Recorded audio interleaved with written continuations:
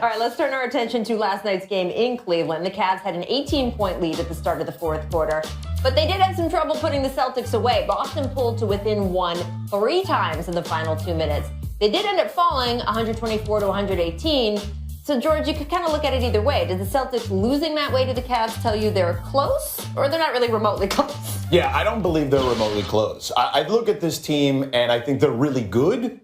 I just don't think they're great. And to be a championship contender, which is what Danny Ainge and everybody in Boston wants, you have to be that. They're missing a couple of elements, Byron. I think that they're missing a real wing. Now, maybe Jaylen Brown turns into that guy. Or maybe that Nets pick that they have turns into that guy. They need that, but I also feel like they need a real post presence. They need a rim protector, a guy who can give them easy buckets. That's just not what Al Horford does. Right. So you look at a guy like DeMarcus Cousins, right? Could they trade for him using that Nets pick? Or maybe even a Hassan Whiteside, where maybe you don't have to give up the Nets pick. But someone like that and a wing, and then all of a sudden we can talk about them being a championship team. Could they trade for anyone is what Celtics fans want to know. They've been waiting on this big trade date he's going to pull off for a couple seasons. I think they could because they got so many draft picks that they can use in a trade that are very attractive to a lot of teams. But I agree with you, George, is the fact that they are a very good basketball team. And I said this when Al signed with them this offseason, that's a great piece to the puzzle. But he's not a game changer, but he's a great piece to the puzzle. So they've taken another step forward, in the Eastern Conference, which is very slim anyway. There's no team in the Eastern Conference that I look at right now that's going to challenge Cleveland for a championship as far as the Eastern Conference is concerned. But the Boston Celtics and Toronto, those two teams can make it interesting.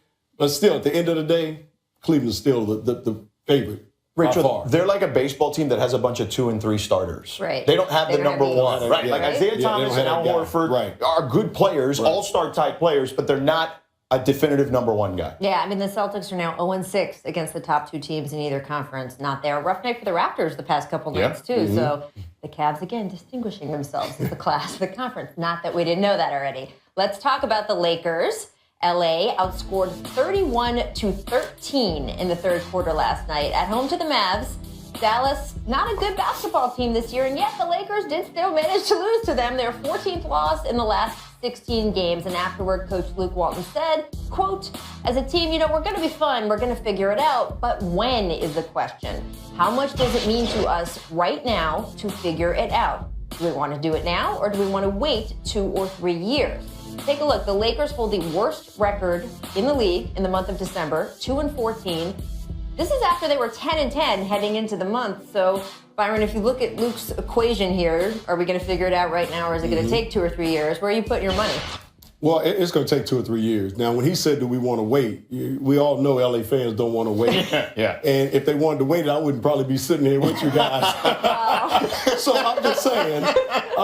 Hey, so listen, you're being honest. Listen, they don't want to wait. Yeah. I understand what he's saying, but you're going to have to. Unless they can make a trade or like you said, make that draft pick that can come in right away and be a game changer. They're going to have to wait for these young guys to continue to develop. And they will. They will develop. They'll get better and better. But they are still a year or 2 or 3 away from being a team that can contend in the playoffs. I'm with Byron. That first month of the season was a little fool's gold there, basically. They dealt with some injuries. Then they had to play 8 and 9 guys for about 2 weeks. And this team isn't built for that. There's a reason those guys weren't set out to play those type of minutes. But what is a real progression here? Isn't 30 wins, shouldn't that be enough for this team? And I still feel like they're on a path for 30 wins potentially. That would be a really good season for them. You're talking about a 13-win improvement. Well, I mean, I think part of what Lou's talking about is he's just looking for some fight from the individual guys. He said in his post-third quarter and in between the third and fourth quarters last night, he was like, I thought we would fight more than this. And I think that's when he's looking at the individual players, guys like D'Angelo. He wants to see some of that individual growth. What do you expect? Yeah, I think that's exactly what he wants to see. You can't settle in on accepting losing. Right. When you lose a game, and we can go back to the 80s and the 90s, like when we lost 2 in a row, it was like the world was coming to an end. Really? You got to have that type of intensity every single night. When you lose a game or you lose 2 in a row, 3 in a row, whatever the case may be, you got to come in like it's game 7, the next game. Leave it all out there on the table. And I don't think that's what he's getting right now for the young guys. They're kind of settling in. And I still think they're in that figure it out stage. It's still early in the marriage. They're still trying to figure it all out. But it is going to take some time, so people just have to be patient. Byron, the reality is this, and Rachel, is that they brought in some veteran guys like Lou Deng and Timothy Mozgov, but they're not the best players on the team. And to change that type of culture, the guys who are the best players on that team have to change that culture. You need a leader. Yeah. And patience, apparently. And patience. And patience. Lots of it. Yeah, no doubt. Change shimmy. Walker, long three. Trickled off. Kemba. Don't start dancing. No, baby. Yeah, I like Kemba Walker so much, but that was unfortunate. Tony Fiorentino did a nice job there. No dancing, baby. That was good. I mean, did you Don't go past shimmy. the fire? Nah, man, you don't shimmy unless you know it's in. You can see it through the. Wait till it goes in the hole, then you start shimmying. You were Yeah, talking to the break about Swaggy P. Yeah, look, that reminded me of that Nick Young shot back in 2014, right? So Swaggy takes the shot, he throws his hands up like, oh, but at least Byron, you said it. He turned around and checked to see if it went in. Right. Oh.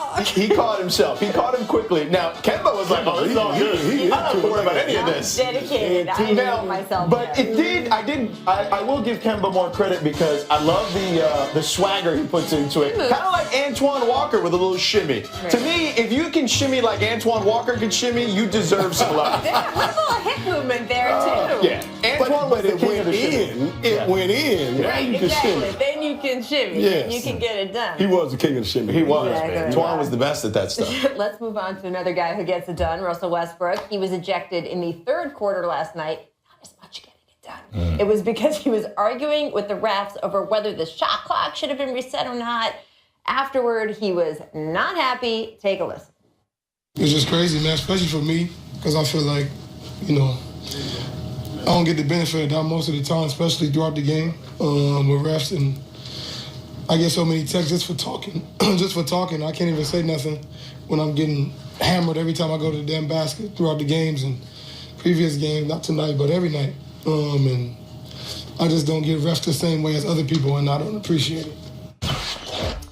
Now, Westbrook might actually have a point about how he's officiated. He leads the league in technical fouls, which frankly is a remarkable accomplishment in a world that Boogie Cousins also lives in. It is possible he is such an aggressive player. There's a bit too much of a hair trigger in calling these texts on him. And frankly, in general, I think the NBA needs to lighten up on the language texts. I get being respectful to the officials, but we're all grown adults here, right? Including the refs. Enough with these you hurt my feeling technicals. They can handle a stray curse word or two. All that being said, can we go a week here, please, without some big star in the NBA complaining that he doesn't get the calls or does get the calls or isn't getting calls he should be getting? Paul George did it the other day to such a degree he got fined $15,000. Now it's Westbrook who, takes so much contact every time he drives the lane. He probably could get even more calls than he does, but guess what? He already leads the league in free throw attempts per game, so there's an argument to just take the win and move on. And let us move on. On our website today, our Royce Young noted that a year ago, Westbrook said he sat down, he actually watched every tech he got for arguing from the previous season and tried to let it sink in that not once did the officials change their minds. At the time, he said he had resolved he was going to stop complaining. You may want to check back in on that. George, where are you on this? Well, listen, I agree with you. I think that we could sit here and dissect every play and say everyone deserves more calls, right? When you were playing and coaching, I'm sure you wanted more calls. That's just kind of the way this thing works. Right. But when we just came off this whole 2-minute report thing with Golden State and Cleveland, I think Kevin Durant made a good point, which is, and LeBron too for that matter, which is we're kind of scrutinizing these guys even a little too much. They're all human, and they're going to make some mistakes. You're going to miss some stuff, even with 3 referees. It's why we're experimenting in the D-League with 4 and 5 referees. But do we need more calls? Do we right, really need that's that? kind of my point. I almost feel like that hurts the game more if we're stopping play and getting to the line. He's leading the league in free throw attempts enough. Like, Russ, I love you, but come on, pump the brakes on this one. You give Westbrook a pass? You think he's right? I do give him a pass because Okay. I do think he's right to a certain extent, and I agree with George. He is leading the league in free throw attempts, so you can't complain too much. Come on. But we all know Russ. This is one of the fiery guys in this league. He plays with so much passion, and he loves the competition. He loves the game. So as a referee, you got to sometimes, hold your brakes as well because you do know who you're talking to. Right. This guy is very passionate and sometimes he's very emotional. So he's going to say some things just in the heat of the moment. And sometimes as a referee, you got to let that go. So you got to understand, as a referee, you get scouting reports too. So when Russell's out there, he's going to probably get a little heated over certain calls. And sometimes as a ref, like I said, you got to let it go. But Russ, you can't complain too much because you are leading the league. So just kind of, Let's everybody just take it down just like a notch. a lot of just all get along. A lot of young That's refs all. in the league, Just by keep the me all way. get along. That could be the case too. A lot of younger just refs don't know in the it. league. Yes, They no, don't they know want it. to assert themselves, Right. and I get that. But Yeah. we've all heard the curse words before. We don't have to get in our fainting couches. It's all good. All right, I do want to circle back and talk about Paul George. He had a long therapeutic session with the local media in Indianapolis. It was actually, guys, a little sad at one point. George said this is the most frustrated he can remember being. He even added, quote, "Maybe I'm just living in the past of how good we used to be." Yeah. Look, Wow. things have certainly changed in Indiana. This is a team that once upon a time, right? They were the real threat to LeBron James in the East. Now, they wouldn't even make the playoffs if the postseason started today. They've lost 4 straight. They're 15 and 18. But George is saying now he has decided he is going to change his attitude. He said, quote, "I've been caught up with officials, getting caught up with on-court stuff. I've lost sight of how fun this game is to me. I just have to approach it as being myself, enjoying the process, enjoying the grind." And Byron, reporters said they did see George noticeably goofing around in practice more yesterday, trying to live by his words there. Does this work? Is this going to work if he's Well, you know what? happy and he knows it? Kudos to Paul for saying, I got to make a change. Right. The season is not going the way we expected it. I'm not playing the way I expect to play. It's been rough in Indiana at this particular point. So I got to try to change it up. That's great. Kudos to him for that. But you know what changes all that and makes it fun? Winning. Bottom line, winning. You want to have fun. You can't win. fake it till you make it in the you can't NBA. fake it. You got to go on the court. You got to produce. You guys got to come together and figure this thing out. And winning solves all that. There's winning and misery. That's it. Pat Riley said that. That's right. I know where you Winning got that and from. misery. That's it. And he was absolutely right. Now here's the thing. I look at it this way. He played on those really good Indiana great teams, yeah. that had older veteran leader guys. David West isn't around anymore. All of a sudden, Paul George is the leader of that team. And that's a role he wasn't necessarily used to. He was just used to playing his game, not having to worry about dealing with other guys and dealing with personalities. And I think it's taken him about a year and a half to kind of figure out, hey, you know what? I don't have to stress over that stuff. If I play my game, I can lead by example and just kind of do it that way. Yes, but I agree with Byron. And winning is really Solves the thing. all I think that. he's Of course. a great Solves leader. all I think that. he would be a great leader if they were winning. I think he would Absolutely. know exactly what he was doing. He's a fantastic player. All right. We're going to take a quick break. When we return, we will talk about a new basketball league. Ice Cube is launching for retired players. Byron, which is going to be awesome. But first, here's our distant replay My from this game date back on. in 2001, starring our own Tracy McGrady. Hudson runs it down. Tracy was really strong. Oh, no. Who is that? Stella Harrington. Othello Harrington. No. This statue Othello, of Georgetown. Why was he jumping? Patrick Ewing and Alonzo Mourning are shuddering somewhere. Othello like that never hang blocked on a the shot in rim. his life. Why is he jumping? Come on. Ice Cube launching a pro 3-on-3 league for retired NBA players, telling The Vertical, "I thought of this concept as a fan who got sick of seeing his heroes retire and not play anymore.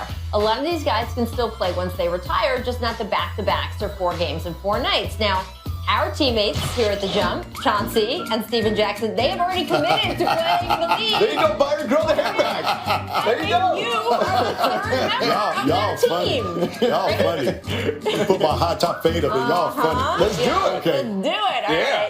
right. Before we wrap up, I do want to get to a report from our own Mark Stein. The coaching seat in Chicago, he says, is starting to heat up.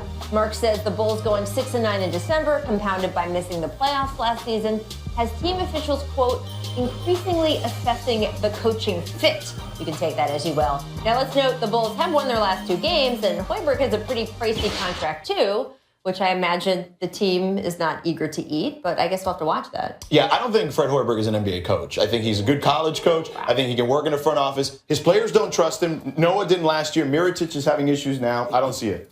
Fred is sitting there right now going, I should have never left where was it? Iowa State. Yeah, see what I'm Should saying? have never left Iowa State. I'm with you. Well, we'll see. We'll see how he does. He's going to be a lot richer than before when he was in For sure. That's for There we sure. go. Can buy a bigger house there. Secrets. Auburn player TJ Dunnins jumped into Georgia's team huddle last night, and they didn't seem to mind. Byron, They brought him in. 2 dudes are putting their arm around him, talking about, come on in. Check out the play, my man. I mean, just look. Check out what we do. Right? This No, is sweet. no. It's Just nice. look to see who's on your Togetherness, squad. Togetherness. Come on. Yeah. I mean, I think they knew it was a joke. And how much really is getting No, decided they there anyway? didn't know. All Like I right. said, kids, stay in school. Yeah. Stay in school. That's it for Keep us your head on a today. swivel, That's right. Happy Come on. and safe New Year. Thank you Always to see our where your man producers, is. our Point. crew for an awesome Point. year, and thank you for watching. All We'll you see you in men. 2017.